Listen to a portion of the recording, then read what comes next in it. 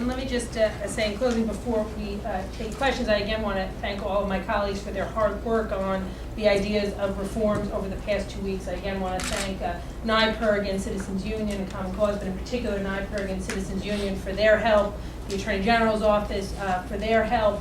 You know, at the press conference where we announced the original reforms, there were certainly a lot of questions about why is this only focusing on the $20 million speaker discretionary fund and why not the rest of the monies. And I think that point was well thought of and well reflected on, and that's why we had a proposal today where we're looking at largely all of the funds that are given out with council discretion and making sure that they go through a process that proves the groups are legitimate. Their groups are groups that have business integrity, ethical organizations, and groups that are able to do the important service that the council is calling on them to do for taxpayers. I want to thank Jimmy Vaca of the Bronx for joining us, and we're happy to take any questions. Yes? Yes, under the current charter, all that's required for council members to relieve themselves of the burden of a conflict of interest is to declare it. Is there any thought of revisiting that and closing that loophole so that they'll be in the same boat as the rest of the civil service that serves the city? Let me just expand on what you said. You're absolutely right. The Conflict of Interest Board rules, as written in the charter reform of the is written in the charter, specifically give an exemption to council members to allow them to fund organizations where they have a family connection or some other type of connection. There's two requirements. One is that you disclose it.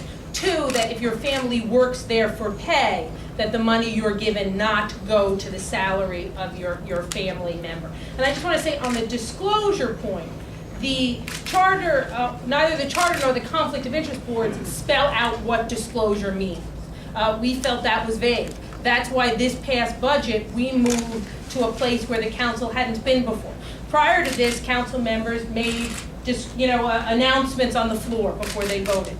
And to some degree that was conveyed to the Conflict of Interest Board. Now, and the reforms we're announcing today continue that.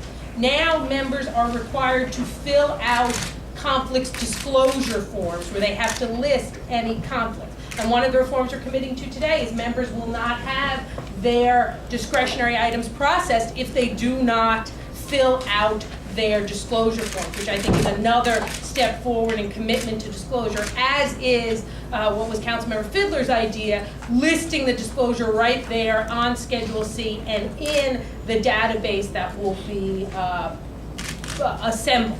Councilmember Malone has drafted, or is in the process of drafting legislation that seeks to take that a step further, and it couldn't be done legislatively, it could be done by council rule, limiting what can and can't be funded if your family works for an organization, and that bill will, of course, be referred to committee, and it's a debate that will happen in the City Council on that piece of legislation.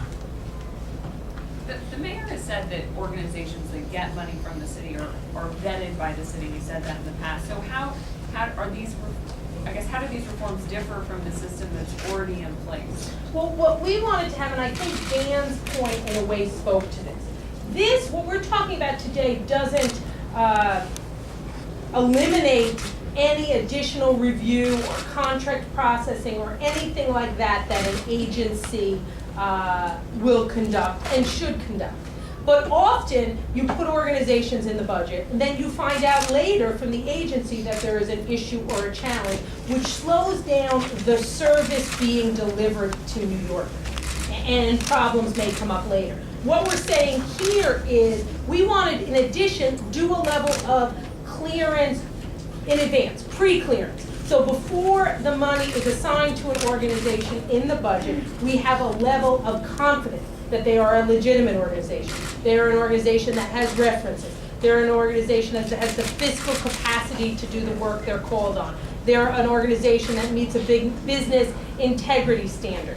They're an organization that actually has the capacity and expertise to deliver the service that is being contracted for. We think having A, had problems arise, and B, having heard from so many groups whose funding gets slowed down later, let's have that clearance before. Doesn't take away an agency's right to contract and engage, but let's have that clearance before. So we have a real sense of faith and foundation that the money that's being assigned to community organizations is going to legitimate groups that can do the work effectively and meet a standard of references and ethics that is what New Yorkers demand.